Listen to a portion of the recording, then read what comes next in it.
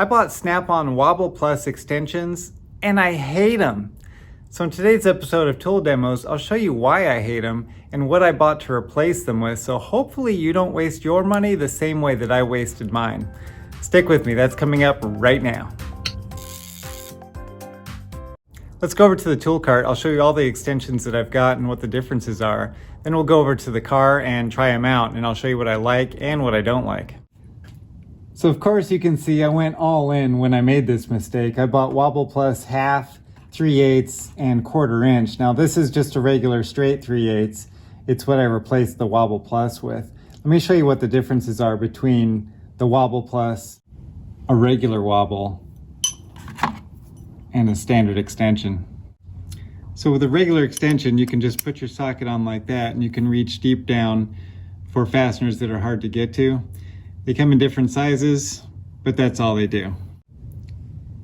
This is a Wobble extension. You can see it's got that chamfered design. So when you put a socket on it, you've got about 16 degrees is what they say of wobble. So you can get around objects and to the fastener that you're going for. With this extension, the socket will always be wobbly. It will never be fixed in place.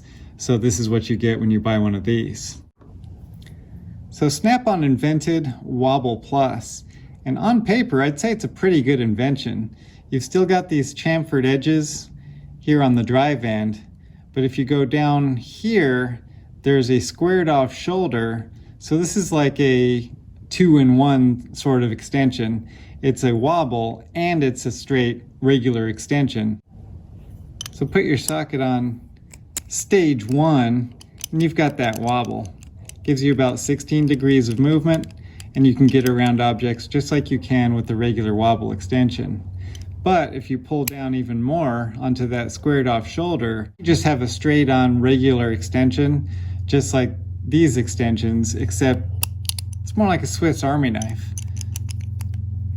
So I say on paper, it's a good idea, and it is. That's why I bought it. I thought, gee, maybe I could just buy one set of extensions instead of one regular and one wobble. You get the best of both worlds, save money.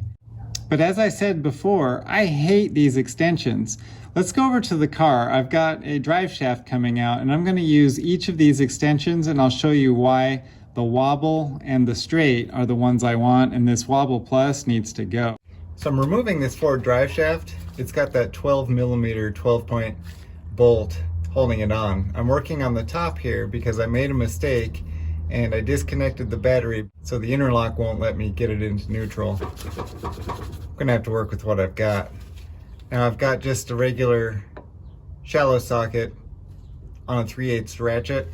You can see pretty clearly that there's no way that's gonna go on there. So we're gonna try just a regular extension. This isn't a wobble. Put that socket on there.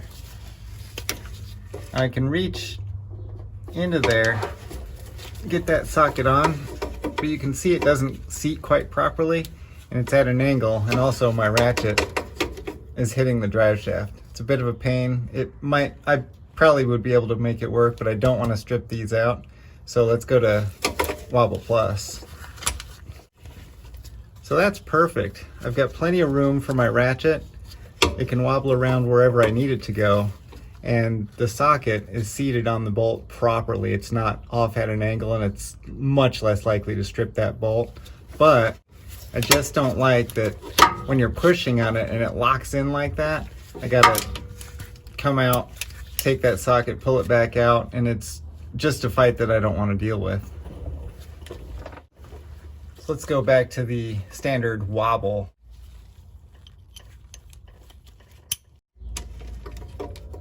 So that's perfect. We have good engagement with the bolt still. I can still wobble it as I need to get clearance for my ratchet, and it stays that way. It's not getting into that locked position. So this is what I like going with when I need just a little bit of clearance for a drive shaft or any other kind of obstacle I need to go around. Wow, that thing was on there. Well, that's all I've got for you today. Hopefully this helps you make a better buying decision when you're on the tool truck. Let me know in the comments. Until next time, thanks for watching. To see all my content when it's released, click over here. And click here to see another Tool Demos video. You know you want to.